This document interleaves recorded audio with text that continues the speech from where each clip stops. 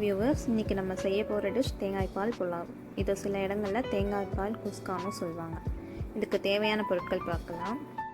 இன்றைக்கி நான் 2 கப் ஜீரக சம்பா அரிசி எடுத்து வாஷ் பண்ணி ஊற வச்சுருக்கேன். வெங்காயம் 2 நீல வாக்கில் அரிஞ்சுக்கோங்க. தக்காளி 2, 5 பச்சை மிளகா, கொஞ்சம் கொத்தமல்லி, இஞ்சி பூண்டு வெங்காயம் 3 சேர்த்து அரைச்ச பேஸ்ட் 3 ஸ்பூன், அரை முடி தேங்காவை பாலை எடுத்து வச்சுக்கோங்க. இப்போ ஸ்டவ்வில் ஒரு ப்ரெஷர் குக்கர் இல்லைன்னா பிரியாணி பாத்திரம் வச்சுக்கலாம். இதில் 3 ஸ்பூன் நெய், 50 ml எண்ணெய் விட்டு பட்டை, லவங்கம், பிரியாணி இலை, ஏலக்காய் எல்லாம் தாளிச்சுக்கோங்க.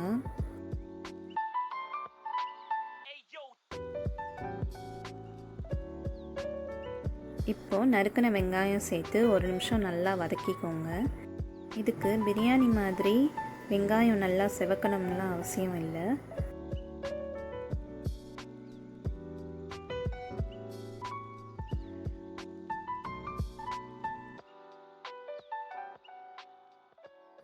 இது கூட பச்சை மிளகாய் சேர்த்து வதக்கிக்கலாம்.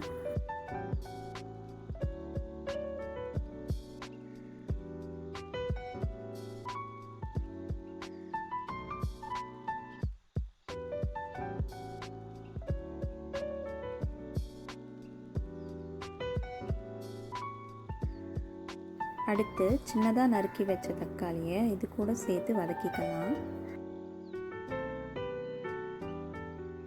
இந்த ஸ்டேஜில் நம்ம அரிஞ்சு வச்ச கொத்தமல்லியில் பாதியை ஆட் பண்ணிக்கலாம். இது ஒரு நல்ல ஃப்ளேவர் கொடுக்கும். இது கூடவே புதினா இருந்தாலும் நம்ம சேர்த்துக்கலாம்.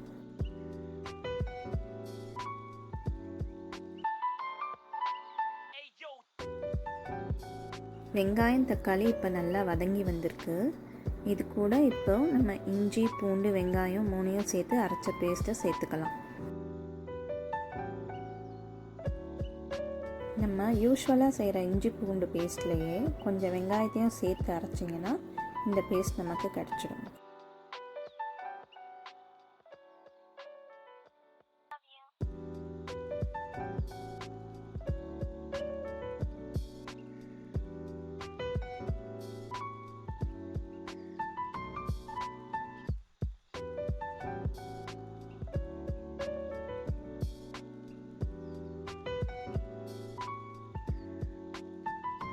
இது கூடவே நான் ஒரு 6-7 முந்திரி சேர்த்துக்க போகிறேன்.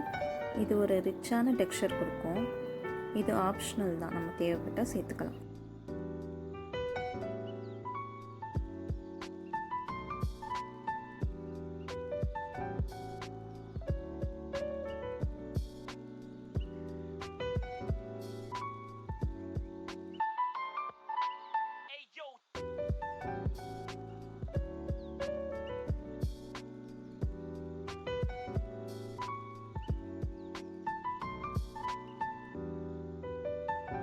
இப்போ இந்த ரெசிபியோட முக்கியமான ஸ்டெப் வந்திருக்கும். அரைச்சி வச்ச தேங்காய் பாலை இதோட ஆட் பண்ணிக்கலாம். இங்கே நாங்கள் தேங்காய் பாலும் தண்ணியும் சேர்த்து ஒரு 3 கப் ஊற்றிருக்கோம். இது நாங்கள் எடுத்த 2 கப் அரிசிக்கு சரியான அளவாக இருக்கும். தண்ணியோட அளவு ஒவ்வொரு அரிசிக்கு ஏற்ற மாதிரி மாறுங்க. சீரக சம்பா ரைஸ் உங்கள்கிட்ட இல்லைன்னா பாஸ்மதியோ இல்லை பொன்னி பச்சரிசி வச்சோ இந்த ரெசிபி செஞ்சுக்கலாம்.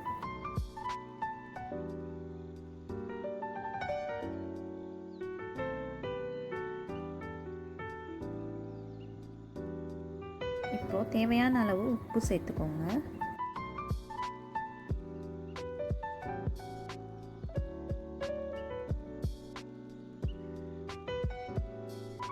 உப்பு சேர்த்ததுக்கப்புறம் இந்த மசாலாவை நல்லா கலந்து விடுங்க.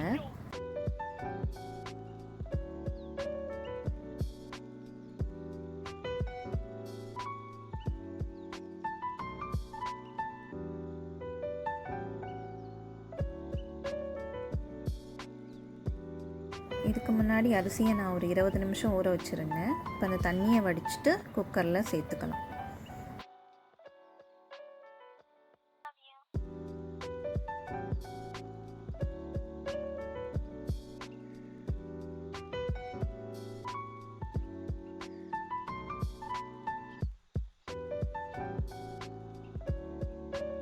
அரிசி கூடவே மீதி இருக்க கொத்தமல்லியும் சேர்த்து கிளறி விடுங்க.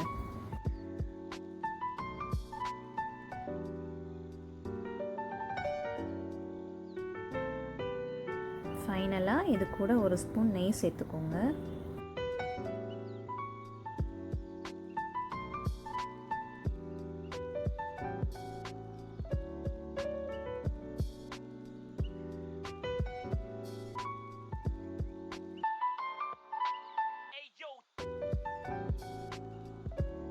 இப்போ நம்ம குக்கரை க்ளோஸ் பண்ணி விசில் போட்டுக்கலாம்.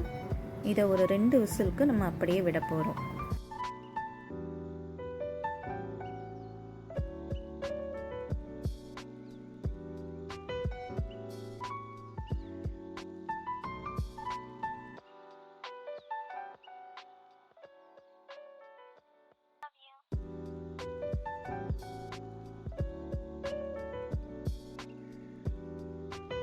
ரெண்டு விசில் வந்ததுக்கப்புறம் ஸ்டவ்வை 3லேருந்து 5 நிமிஷம் சிம்மில் வச்சு விட்டுடலாம்.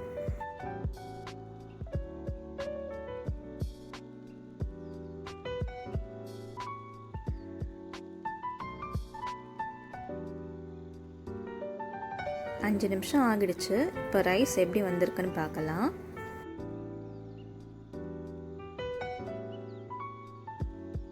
பாருங்கள், ரைஸ் நல்லாவே வந்திருக்கு. தேங்காய் பால் ஃப்ளேவரோட கீ வாசனை நல்லாவே வருது.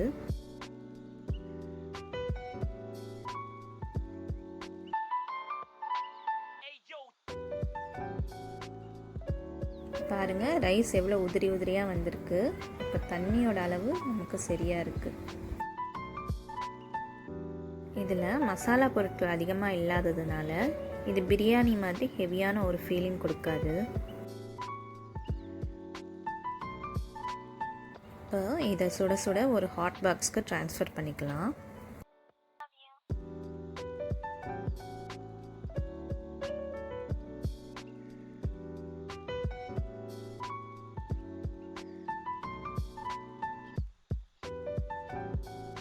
இந்த சாதத்தோட மட்டன் வறுவல் இல்லைன்னா மட்டன் சுக்கா ரொம்ப பிரமாதமாக இருக்கும்.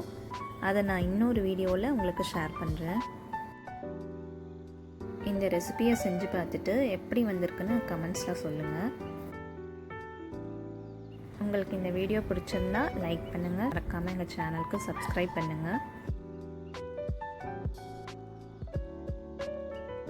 இன்னொரு நல்ல ரெசிபியோடு உங்களை சந்திக்கிறேன். டில் தென் டேக் கேர், பை.